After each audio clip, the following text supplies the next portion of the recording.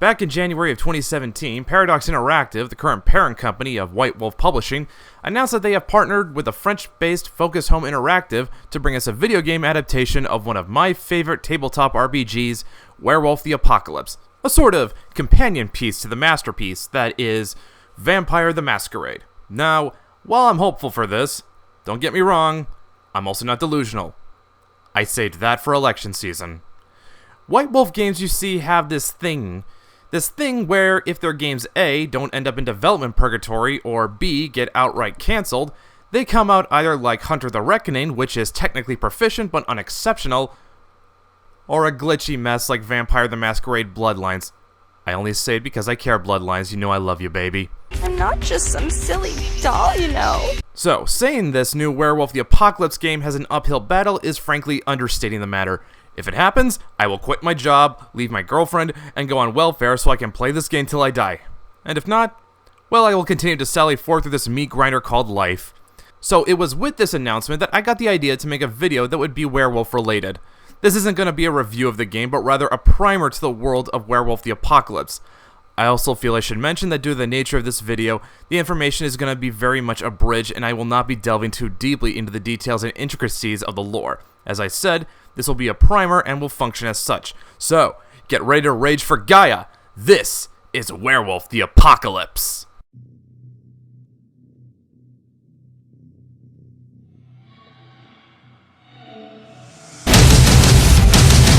Don't go around tonight, but it's bound to take your life. There's a bad moon on the ride.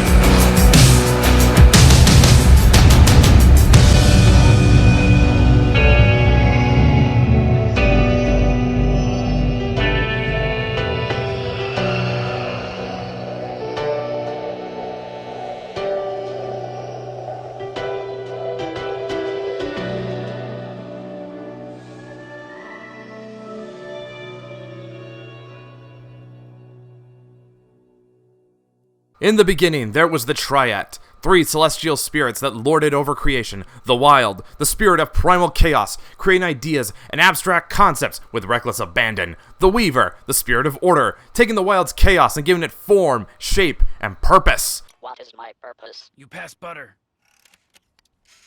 Oh my god. Yeah, welcome to the club, pal. And finally, the worm, the spirit of entropy and balance, eliminating that which is no longer needed. Things were great up until the Weaver went power mad and tried ordering literally everything, including the worm. This turned out very badly because the worm went mad and ceased being the spirit of balance and instead became a force of taint, corruption, and destruction. Now, the worm seeks the destruction of everything, working through its various agents to speed along the end. The only thing standing in its way are the 12 tribes of the Garu, werewolves, the fangs and claws of Gaia, the spirit of the earth. They are the Black Furies, a tribe of werewolf Amazons with all the misandry that implies. The Bone Gnawers, vagabonds who hide in the dark alleys of the city. The Children of Gaia, a tribe of outcasts that style themselves as werewolf hippies, but are far more dangerous than they let on. The Fianna, Celtic werewolves known for their songs and stories and predilections towards alcoholism. Dash, drink, dash, drink, dash, drink, dash, drink, dash, drink, dash, drink, dash, drink. The Geta Fenris, Norse werewolves that'll pick a fight for the sheer hell of it. Who wants to be king? The Glasswalkers, city-dwelling werewolves that have adapted to modern times and aren't opposed to using technology, and as a result aren't well liked by the other tribes. The Red Talons, the tribe of the Wolfborn that despise humanity and civilization. They do not play nice with the other tribes. The Shadow Lords, scheming politicians who seek to usurp control of the Gauru for their own ends. The Silent Striders, nomads with vast information networks and are among the strongest mystics in the Gauru. The Silver Fangs, Russian aristocrats that rule with an iron fist but also find themselves weakened by centuries of inbreeding. The Uktina, a Native American tribe of shamans and mystics that aren't afraid to dig up forbidden knowledge. And the Wendigo, the other Native American tribe known for its ruthlessness and ability to hold one hell of a grudge. 12 tribes of werewolves are all that stand against the worm. Or they would be if the Gauru hadn't fucked the dog millennia ago when they began culling humans by the thousands in a thing called the Impergium.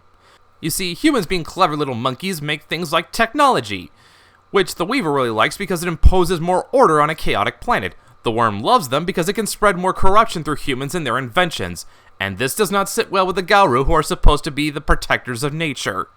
And of course, this traumatic experience has left something of an ancestral memory in the human race, who now go mad at the sight of a werewolf. Now it's the modern day. You are Gauru. Human civilization is spread as far as the eye can see. The worm's taint spreads through every crevice in the physical world and the spirit world through its agents in the mega-corporation Pentex, the tainted spirits known as the Fomori, and the corrupted werewolf tribe, the Black Spiral Dancers. And it's a foregone conclusion that the apocalypse is going to happen. The only thing that matters now is the final stand the werewolves make at the end of the world. And that was a brief look at the premise, cause believe me, there are volumes of lore I haven't even delved into, such as the fall of the White Howlers, the rise of Pentex, the death of the Croatan. White Wolf doesn't skimp on the lore. Their games have some of the richest and deepest lore in all of tabletop RPGs, and Werewolf is no exception. At this point, you are probably wondering, how does this differ from Vampire the Masquerade? Cause both are angsty and wear their sorrow on their sleeves. Well, the difference is in how both games manifest that angst. In Vampire, the angst was internal. It was coming to terms with the fact that you had lost your humanity and now had to live as a monster. In Werewolf, the angst is external. The world is dying around you and you are powerless to stop it. But in spite of all that, Werewolf isn't completely hopeless. There are the small victories you can score against the worm, and even the hope that during the final battle, you will be able to defeat the worm once and for all and pave the way for a new and better world. White Wolf games may style themselves as gothic punk, but they're really only as dark as you want them to be. Now, like all White Wolf games, Werewolf uses the storyteller system, which is less about hack and slash and more about the twists and turns of the story you and your characters craft. You use a D10 dice, so it's fairly easy to pick up, but the depth of role-playing is second to none. Starting out, your character picks out 3 things: a breed, an auspice, and a tribe. With your breed, you have the option of Hamid, a werewolf born to 1 human parent and 1 Gauru parent, Lupus, a werewolf born to 1 wolf parent and 1 Gauru parent, or Metis, an inbreed freak of nature born to 2 Gauru parents. And believe me, this does affect your stats. Example, the Lupus have the most Gnosis of all 3 breeds. Next, you'll decide on your auspice, which functions like your class, but it's based on the moon your character first changes under. Ragabash, New Moon, a trickster that specializes in stealth and sabotage. Theruj, Crescent Moon, the shaman and mystic. Philodox, Half Moon, the politician. Galliard, Gibbous Moon, the lore keeper and seer. And the Aurun, Full Moon, the warrior. Then you pick your tribe, decide on your stats and gifts, and it's off to the races! And if you've got a really creative GM, you'll come up with a lot of cool and epic scenarios that can take you to battles in ancient werewolf cairns, spy missions on the streets of a gritty cityscape, or epic journeys into the darkest reaches of the Umbra, the spirit world. The sky is literally the limit when it comes to Werewolf. And so to close out this primer, I am going to be announcing that this summer you will see me, along with several friends, engaging in our own campaign for Werewolf the Apocalypse. Each session will be recorded so that you guys can hopefully come along with the ride in the war for the Emerald City.